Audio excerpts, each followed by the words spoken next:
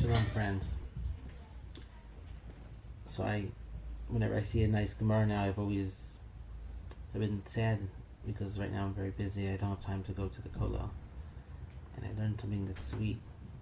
The Torah is sweetness. When I learned something extra sweet in the Torah, I want to share it with you. I want to share it with someone that was complaining and how I want to share these things I'm learning. It makes me crazy. If you learn something beautiful and sweet, you can't appreciate it if you don't share it with someone else. And now I have this live feature to share the things that I come upon every day. So I just learned a Gemara 5 minutes ago. Gemara Shabbos, Yerushalmi, Yud Aleph. And Yerushalmi is just special because it adds these little ingredients of sweetness, and concepts that are not in the Bavli, and it just hits you. It's just very beautiful, and so here we're speaking about establishing halachos and rulings from court. So it says lamdecho, to teach you shekol davar shenoisin based in nafshan alav, that any matter from which the members of a court sacrifice themselves to clarify, so for these kayim biyodon kama shenemer l'Moshe misinai, will ultimately be established by them exactly as told by Moshe misinai. So if the court is working to establish MS, and we're going to go on to say also with your studies, if you're going to force yourself to seek MS in your studies, it's going to open up the Torah, and you're going to find the MS that was spoken on Har Sinai from Moshe Rabbeinu. V'as yo kai demar Rabbi Mana. And this, of course, is the following exposition stated by Rabbi Mana. Ki lo davar reik hu mikem, for it is not an empty thing from you. Now, why did Moshe add the expression from you? He could have simply said, for it is not an empty thing. What does it mean from you? Hu mikem. He meant as follows: Torah is never an empty thing. V'im davar reik hu, and if you find that it is an empty thing, mikem, the deficiency stems from you, not from the Torah. Lamahu, why is it so that you find it empty? She'ein atem yigein bo, because you do not toil over it. There's continuous kihu chayechem, for it is your life. Ein mosai hu l'chayechem, and when is it your life? B'sha'ah she'atem yigein bo, when you toil over it, then it's your life. So, we're learning here that if a scholar, as it says in Pnei Moshe, makes a tremendous effort to reach levels of truth in his study, then he can rediscover forgotten teachings precisely as those teachings were transmitted to Moshe on Sinai. It says this in Pnei Moshe, Yerushalmi Peah. So from the fact that the disciples of Shammai and Hillel, who are unaware that a decree regarding the land of the nations was already in place from the early stages, developed and enacted through their own toil that very same decree, we learn that when Torah scholars labor with all their might in Torah study, they will ultimately arrive at the truth. This truth is referred to in the Gemara as Moshe Sinai, as told on Sinai. Even though the decree on the land of the nations is not Sinaitic in origin, because any law of the Torah that the Torah leaders throughout the generations would eventually enact was also shown on Moshe Sinai.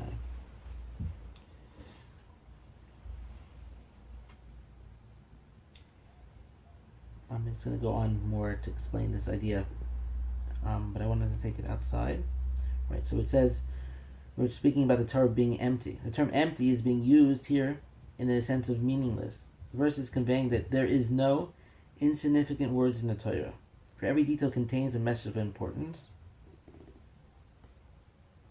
And the term for you, which you learn who mikem, teaches that if one does not properly comprehend the Torah, it appears to him as empty.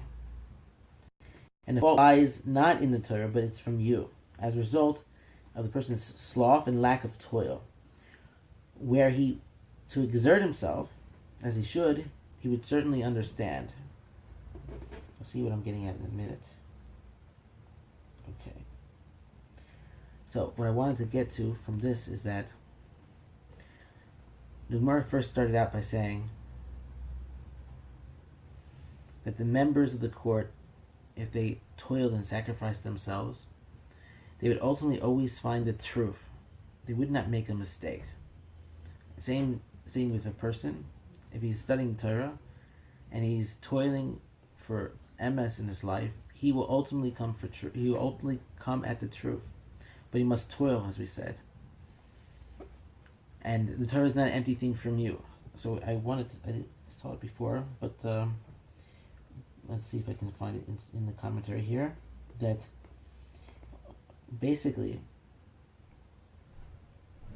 I heard. Let's go outside now. The other day I was giving over a teaching, and someone mentioned to me, I was encouraging them to learn the Mishnayos and Talmud, and they said it's too hard for them.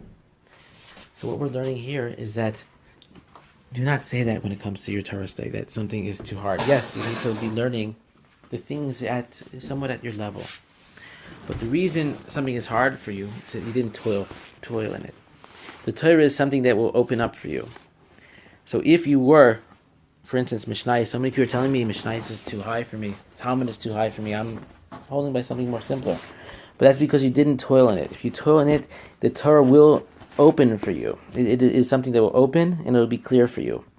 Don't be afraid of the Torah. The Torah is something that is a part of your neshama. You were there in Har Sinai, you heard the Torah, and let me see if I see inside, 1 second, the commentary where it gave a quote on this idea.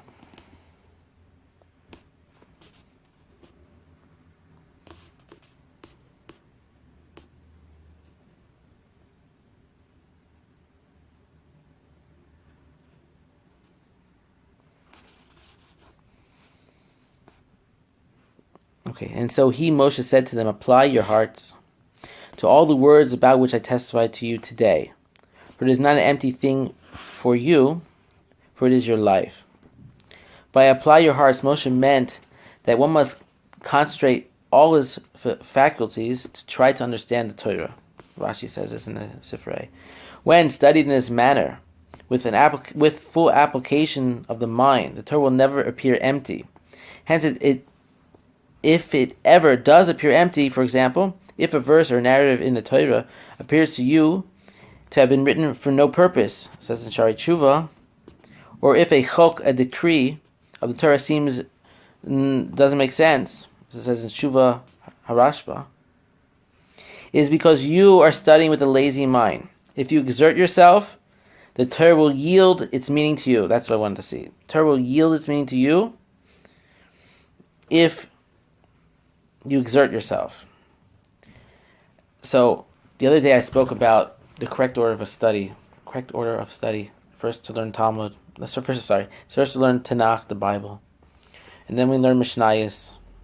We finish all of Mishnayos, and then we go to Talmud. So I spoke about this, and someone told me it's too hard for them. And I was thinking to myself, how can Mishnayos be too hard for a person? And then I remember, when I was younger, I was learning Mishnayos. I didn't understand it so well. It did seem to feel like a disconnect to me in many ways. But then once I went and I said, I'm committed, I need to finish the Mishnayos. So, once I toiled into the Mishnayos, it began to open to me. And I realized it's not so complicated, and I am supposed to learn that. So when we say you learn in order the Bible and you learn all the Mishnayos, don't be scared of Mishnayos. Every Jew, Mishnah, if you reverse the letter, is Neshama. Every Jew, every man, because men are to learn Mishnayos, women have other more important things that we're told they should be studying. They're more practical. So a man, when he learns Mishnayos, this is something that his soul requires in order to go and feel complete and close to Hashem. It's not something you can go and say, well, you know what, I like Hasidus more, I'm going to learn that. Every day, a person, either if they're not learning the Mishnayos by learning Gemara, they need to be learning Mishnayos. Every person needs, a daily study of Talmud. These are things that are required for the soul to feel complete and whole. The soul can barely exist without these things. So to say that it's too hard, to say that it's not open to me, is not an excuse. Because we learned here, this is why I'm saying this word, that the Torah will yield itself to you.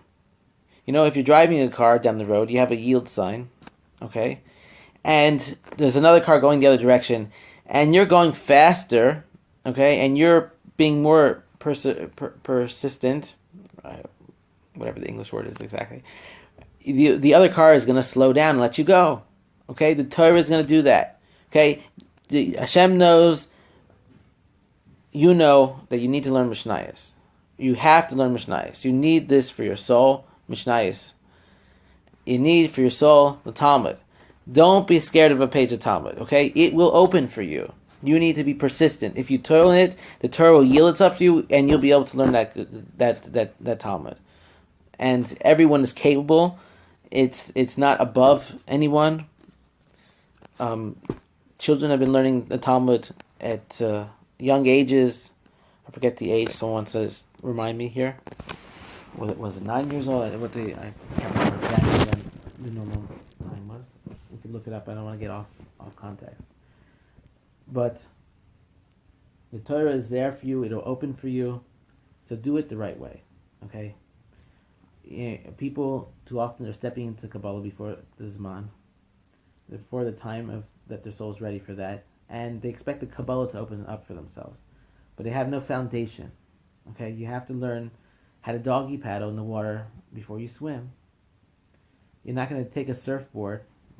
We'll say that's Kabbalah. I'm not going to take a surfboard, start surfing if you don't know how to swim. Okay? And if you were to go and say you were to go with a guy and surf and you didn't know how, what's it for? After that day, you're not going to be able to go out on your own and surf. You're not going to be a great surfer. But if you learn how to doggy paddle and you learn how to swim, say doggy paddling is Tanakh, the Bible, and swimming. Let's say swimming is the Talmud. Or what do we know? Swimming is the Mishnah, and the Talmud, let's say, is diving. Once you can do that, and then you go surfing, believe me, you're going to be a great surfer. You have to go and fill in.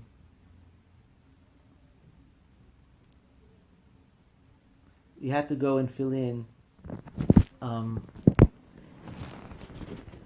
the basic requirements of the soul, so therefore you can go and take in the higher forms of study. Now, I'm not saying a person shouldn't learn Kabbalah before they're 40, even though that's what's recommended in the Talmud. But to make it one's main practice and to not be trying to fill in all the gaps is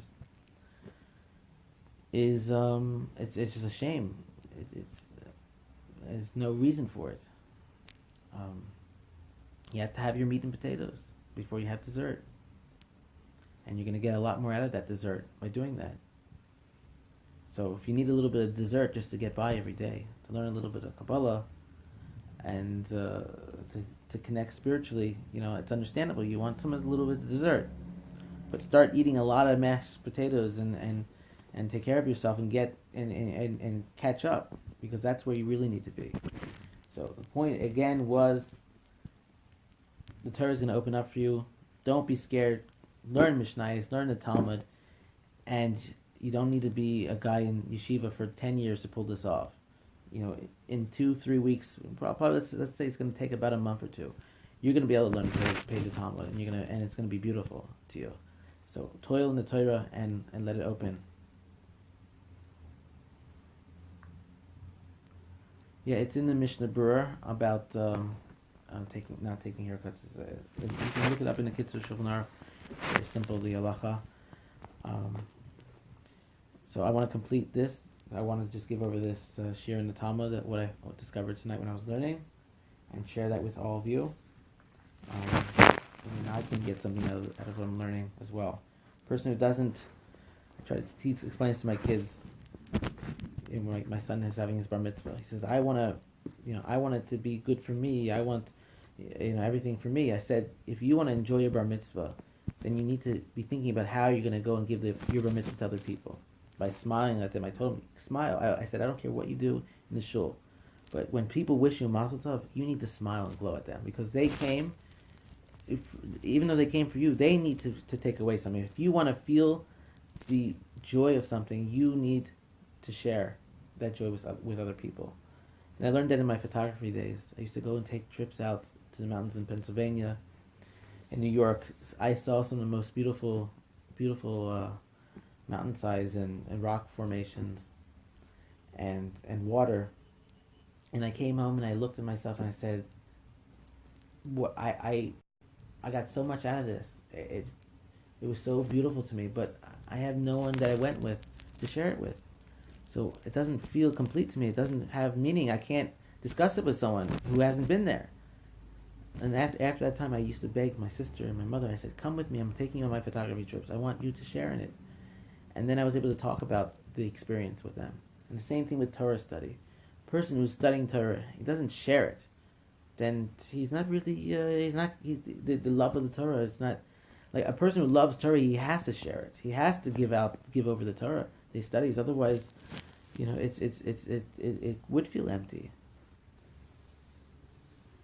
And I spoke to the Honersteipel Rebbe many, many years ago. I told him I was doing with the Kiruv. It was like 15 years ago. I told him, I said, I feel, I'm giving the shiur and I feel empty. And he said something else very important. He says, you know what? He says, when I'm giving over Torah, I reveal 25, 30, 40% of myself, of where I'm really holding in Torah. And the rest I keep secretly. Because if I were to go and bring myself completely open and share too much, then I start to hurt myself. I also need that humility, that seclusion of where you're holding completely is something that is special for you. And you can't, and if you reveal that, then it's also in the same realm. You can't, everything has to be in balance. Rav David of Lelov, I love this story. He was a Talmud of the Choz of Lublin. And the Choz of Lublin, Rav David of Lelov, he was very humble. One of the most humble of all the Rebbes. Very humble. And there were many other students by the Choz of Lublin. Like everyone went to the Choz of Lublin back then. And Rav David was still known as one of the big Talmidim of the Choza. But at the same time, he was very hidden. He still kept a lot to himself. So when he passed away, the Rebbe was still alive. The family sent his Kiddush cup to the Choza. And the Choza picked up the Kiddush cup in his right hand, not his left, but picked up the Kiddush cup, and the Choza began to say, Yoim Hashishi. And his hand began to shake. He was shaking. He put the cup down. He couldn't continue. And he was looking around. He was shocked. And then he picked up the cup with more kavanah. Yoim Hashishi. Vayichulu Hashemayim v'aretz v'chol tzivoam. And the Choz understood. He told his Talmidim in the Tish, he said, all of you who were against, because a lot of the other followers, they were jealous of David, they gave him problems. He said, all of you who told me bad things about my student, who didn't give him kavod, Nebuch, you have no idea what a tzaddik Rav David of Lelov was. And the Choz of Lublin, even though he was able to see 2,000 miles, they say, with his eyesight, he had some of the greatest Ruach HaKodesh of any Rebbe. He was able to see so much. Rav David of Lelov was still able to hide some of himself from his Rebbe. that the Rebbe didn't know how high his madrega really was.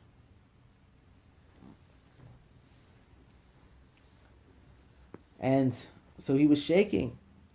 The Kiddush cup had so much Kedusha in it that from Rav David that his hand was shaking. I wish I knew a song from Rav David. I feel like singing now. Thank you, Eli, for coming. I appreciate the kind words. I was with the Biala Rebbe, a personal experience, and you know that I do a lot of kiruv. So I care a lot about people to do what I do. I don't know if people think we make money off of this kiruv stuff, or we get a lot out of it personally. It's a lot of work, and usually all the money comes out of your own pocket. And most people do kiruv. You can hear stories of Shlomo. Most people do kiruv. They end up spending more of their own money than what comes in from chesed. So anyway, when I handed the Biala Rebbe, I was with the Biala Rebbe in New York. He signaled to me to give him the kos for bracha. Usually you pick it up and put it into the Rebbe's hand. So I made a kavanah from the Zohar that has to do with Avos Yisrael, because I was really into my kiruv back then. I handed it to the Rebbe, the cup, and he just turned around and he looked at me because he wasn't expecting it. Basically, I made a kavanah that all the sar, all the hurt, and all the pain of all the people in the world that are suffering, that I know so many people back then, I was more involved in kiruv than now. I put it all, my thoughts into that cup, and I handed it to the Rebbe. He looked over at me, like, what are you doing to me? But that's the understanding. The Kiddush cup, you have to understand that the making Kiddush on Shabbos, all your weekdays is blessed from this. The Zohar says that when you pick up the Kiddush cup, you pick it up with the right hand, but you hold slightly with the left hand, and then you put it in the right hand. Why do you do it from both hands? That's in the middle point. Why are you having both hands? Because you want bracha from the right, from chesed, left gevura, and Klal Yisrael, the Jewish people, they're in the middle. They're in the middle between that, and you have to have in mind that you want to bless all of Israel in that cup, and then you take the cup into your right hand. That the chesed, the Torah, should have more strength over the chesed of the gevura. And then you're making a Kiddush. And what are you doing in the Kiddush? You're blessing all of Israel. You're blessing your family. You're blessing yourself and your weekday. Everything, all blessing comes from the observance of Shabbos, from the Kiddush on Shabbos. The Kiddush itself is what's bringing you blessing for the whole week. People rush through Kiddush, and the Kiddush is everything. Everything is that Kiddush.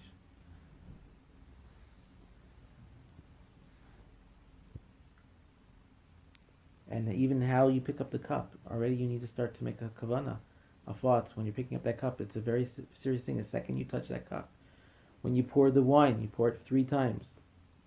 The Biala Rebbe told me the 3 times is kavanah keter, chachma, bina, or it's the kavanah of chachma, bina, das.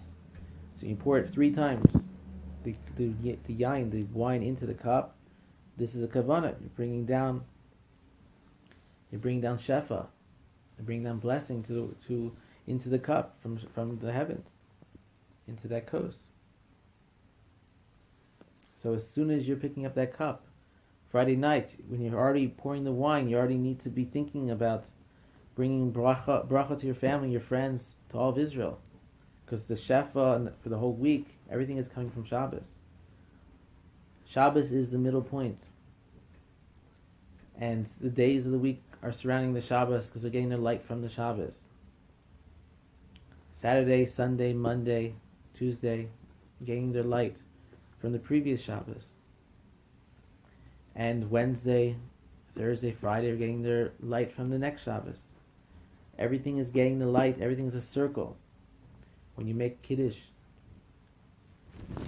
tradition from some rebels to make 6 cups around the Kiddush cup, small cups, to pour to the guests. and put the big cup in the middle. That the big cup is Shabbos.